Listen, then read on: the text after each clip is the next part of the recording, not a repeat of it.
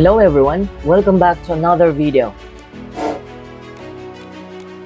Naay mga tao nga malipayon gihapon, bisag single sila. Naapoy tao nga di kaagwanta o magulanon sila. Kung single sila, kung single man gani ka karon, pwede man gihapon kang magmalipayon. Ug kini ang atong hisgutan karon. Timan nga dili sa tanang oras naa kay kauban. Moabot jud ang panahon nga mawala ang mga mahal nimo. Naay panahon nga mag-inusara ka. Maong kung di ka komportable nga mag-inusara o kung di ka anad mag-inusara, mosamot jud imong kaguol. Mo nang kinahanglan nimong makatunan na kung mahal nimo ang mga tawo sa imong palibot, inaana po dapat ang pagmahal nimo sa imong kaugalingon. Kung malipayon ka nga kauban mo sila, dapat kabalupod ka maglipay nga ikaw ra. Dili pasabot nga kung nag-inusara ang tawo, magulano na dayon sila. Inaana magud ang panglantaw sa uban. Nagani uban, nagipalibutan ng daghang mga tao. Napadyod sila karelasyon, di gihapon sila malipayon. Paminaw nila na naagihapoy kulang sa ilang kinabuhi. Mo nang dili basihan ang pagka-single nga makaingon tang magulano na dayon. Usbo nako, dili pasabot nga single ka, magulano na ka. Naakoy 7 ka tips para sa mga taong nag-inusara sa kinabuhi. Hinaot makatabang ni sa imo ang 7 ka tips nga makomportable ka sa imong pag-inusara. Number 1, ayaw ikumpara imong kaugalingon sa uban. Ang pagkumpara mao'y kasagarang mahitabo kung nag-inusara ta. Daghan kaayog mudagan sa atong hunahuna. Usahay makahunahuna ta nga walay magkagusto sa ato. Mao ni usa sa mga hinungdan kung nganong mag-uol ta.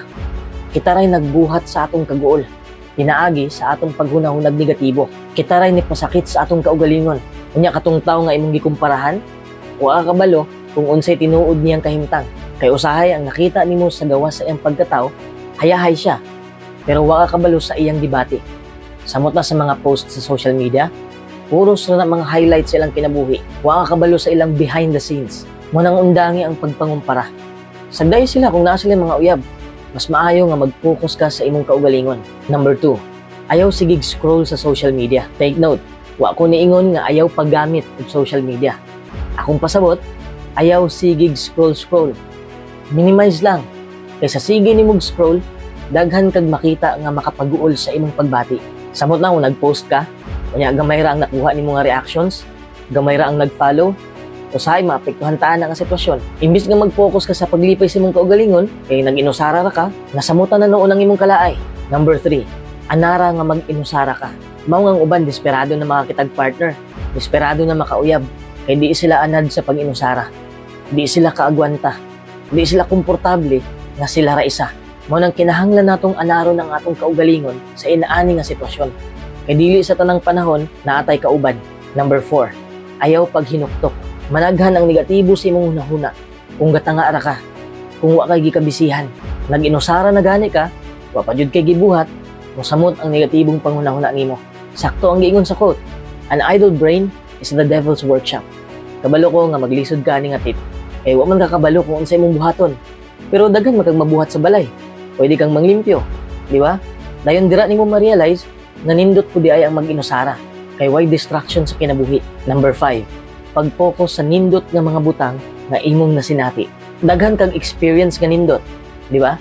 Daghan pud kang nakabot sa kinabuhi. Pag-focus dira. Kasagaran negatibo atong mahunahunaan, di ba? Pero minatong mahunahunaan ang kulang sa atong kinabuhi. Panahon na pud ni natagaig bili ang mga nindot nga mga butang. Matod pa sa mga eksperto o mismo ang nakasulat sa Biblia na kung mapasalamaton ta, mas magmalipayon ta. Dili pwede nga aya ra ka magpasalamat kung mudato na ka. Ay nahulata. Sa karon pa lang magpasalamat ka nga buhi pa ka. Ug dako pa kag nahimo sa kinabuhi. Number 6, pag-focus sa imong kaugalingon. Pag self-reflect, ay i-judge imong kaugalingon. Ibalik tong panahon nga malipayon ka, katong wa pa ka try uyab-uyab. Kung naman gani negatibo nga mosulod sa imong utok, ay tuuhi. Di ka ka-focus sa imong kaugalingon kung sige ra kag overthink. Number 7, atimana imong mental health. Kung naay bikil imong mentalidad, madamay imong panglawas. Mao nang atimana imong hunahuna ug lawas kay kanang duha konektado.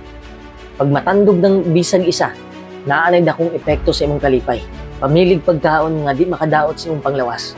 Tulog ug sakto, pag-exercise. Ayan ako tapuso ng video, pahinumdum lang na kung sobra nakakamagulaanon, ayaw kaulaw nga magpatabang. ay tuguti nga kanang kaguol nga imong gibati, napadulong sa depresyon. Ay hulata nga mag-shutdown imong utok. So, I hope nga magmalipayon ka, bahalag nag-inusara ka karon.